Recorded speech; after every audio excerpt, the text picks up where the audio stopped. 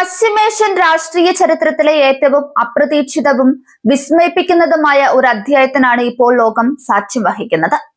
ഇറാനെതിരെ വിനാശകരമായ സൈനികാക്രമണങ്ങൾ നടത്തുമെന്ന് നിരന്തരം ഭീഷണി മുഴക്കിയിരുന്ന അമേരിക്കൻ പ്രസിഡന്റ് ഡൊണാൾഡ് ട്രംപ് പെട്ടെന്നൊരു ദിവസം തന്റെ നിലപാട് പൂർണ്ണമായി മാറ്റി സമാധാനത്തിന്റെ വക്താവായി മാറിയത് അന്താരാഷ്ട്ര നയതന്ത്ര വിദഗ്ധരെ പോലും അമ്പരപ്പിച്ചിരിക്കുകയാണ്.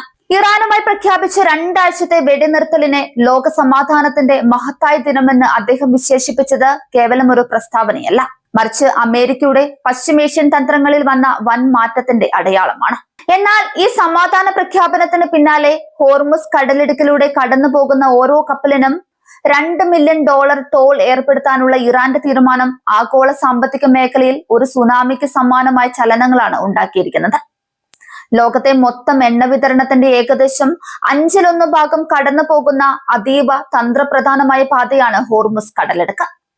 ഇത്രയും കാലം ഉപരോധങ്ങളിലൂടെ ഇറാനെ ശ്വാസം മുട്ടിക്കാൻ ശ്രമിച്ച പാശ്ചാത്യ രാജ്യങ്ങൾക്ക് മുന്നിൽ ആ പാതയുടെ നിയന്ത്രണം ഔദ്യോഗികമായി ഏറ്റെടുത്തുകൊണ്ട് വലിയൊരു സാമ്പത്തിക ആയുധമാണ് ഇറാൻ ഇപ്പോൾ പുറത്തെടുത്തിരിക്കുന്നത്. പേ ഓർ പാസ് എന്ന ഇറാന്റെ കർശന നിലപാട് അന്താരാഷ്ട്ര ചരക്കു നീക്കത്തിന്റെ ചിലവ് വൻതോതിൽ വർദ്ധിപ്പിക്കും.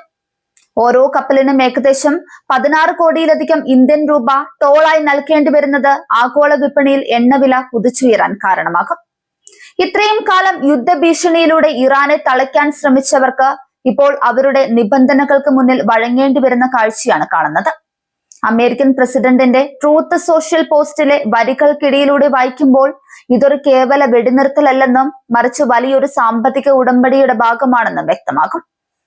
ഇറാൻ അനുഭവിക്കേണ്ടത് അനുഭവിച്ചു കഴിഞ്ഞു എന്ന ട്രംപിന്റെ വാക്കുകൾ ഇറാന്റെ മേലുള്ള കടുത്ത സമ്മർദ്ദം കുറയ്ക്കാനും അവരെ ആഗോള സാമ്പത്തിക ക്രമത്തിന്റെ ഭാഗമാക്കാനുമുള്ള നീക്കമായി കരുതാം. ഹോർമുസ് കടലിടുക്കിലെ ഗതാഗത നിയന്ത്രണത്തിൽ അമേരിക്കയ്ക്കും പങ്കുണ്ടാകുമെന്ന സൂചന നൽകുന്നതിലൂടെ മേഖലയിലെ സുരക്ഷാ ചുമതല പരോക്ഷമായി അമേരിക്കയുടെ കൈകളിൽ തന്നെ നിലനിർത്താനാണ് ട്രംപ് ലക്ഷ്യമിടുന്നത്.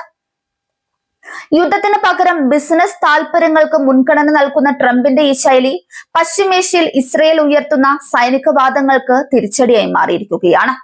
ഈ പുതിയ സാഹചര്യം ഇസ്രയേലിനെ സംബന്ധിച്ചിടത്തോളം വലിയൊരു നയതന്ത്ര പരാജയമാണ്. ഇറാന്റെ ആണവ സൈനിക ശേഷിയെ തകർക്കാൻ അമേരിക്കയുടെ സഹായം പ്രതീക്ഷിച്ചിരുന്ന നെതന്യാഹു സർക്കാരിന് ട്രംപിന്റെ ഈ മനംമാറ്റം വലിയൊരു ആഘാതമാണ് ഉണ്ടാക്കിയിരിക്കുന്നത്. ഹോർമുസ് കടലിടുക്കിൽ ഇറാൻ ടോൾ പിരിക്കുന്നത് അവരുടെ സാമ്പത്തിക അടിത്തറ ശക്തമാക്കുമെന്നും ഇത് പരോക്ഷമായി ഹിസ്ബുള്ളയ്ക്കും ഹമാസിനും കൂടുതൽ കരുത്ത് നൽകുമെന്നും ഇസ്രയേൽ ഭയപ്പെടുന്നുണ്ട്. എന്നാൽ മേഖലയിലെ പുനർനിർമ്മാണത്തിന് സമയമായെന്ന് പ്രഖ്യാപിക്കുന്ന ട്രംപ് യുദ്ധം മൂലം തകർന്ന സമ്പദ് വ്യവസ്ഥകളെ പുനരുദ്ധീകരിക്കാനാണ് താൻ താല്പര്യപ്പെടുന്നത് എന്ന സന്ദേശമാണ് നൽകുന്നത്. അത് മേഖലയിലെ മറ്റ് അറബ് രാജ്യങ്ങളെയും ആശ്വസിപ്പിക്കുന്ന നീക്കമാണ്. ഹോർമുസ് കടലിടുക്കിലെ പുതിയ ടോൾ സമ്പ്രദായം ലോകക്രമത്തെ തന്നെ പുനർനിർവചിക്കുന്ന ഒന്നാണ്. സമാധാനത്തിന്റെ മറവിൽ നടക്കുന്ന ഈ സാമ്പത്തിക ഇടപാടുകൾ ആഗോള രാഷ്ട്രീയത്തിൽ ഇറാനുള്ള സ്വാധീനം വർദ്ധിപ്പിച്ചിരിക്കുന്നു. അമേരിക്കയും ഇറാനും തമ്മിലുള്ള ഈ അവിശ്വസനീയമായ ധാരണ പശ്ചിമേഷ്യയിലെ പഴയ ശത്രുതകളെ അപ്രസക്തമാക്കുമോ എന്ന് കണ്ടറിയണം. ഇന്ധന വിലയിൽ ഉണ്ടാകുന്ന വർധനവ് ലോകത്തെ മറ്റ് രാജ്യങ്ങളെ എങ്ങനെ ബാധിക്കുമെന്നതും ചർച്ചാ വിഷയമാണ്. ഒരു വശത്ത് സമാധാനത്തിന്റെ പുഞ്ചിരിയും മറുപുറത്ത് കടുത്ത സാമ്പത്തിക നിബന്ധനകളുമായി പശ്ചിമേഷ്യ ഒരു പുതിയ യുഗത്തിലേക്ക് കടക്കുകയാണ്. വൻ ശക്തികൾ തമ്മിലുള്ള ഈ തന്ത്രപരമായ മാറ്റം ലോക ഭൂപടത്തിലെ അധികാര സന്തുലിതാവസ്ഥയെ എന്നേക്കുമായി മാറ്റിമറിക്കാൻ പോന്നവയാണ്.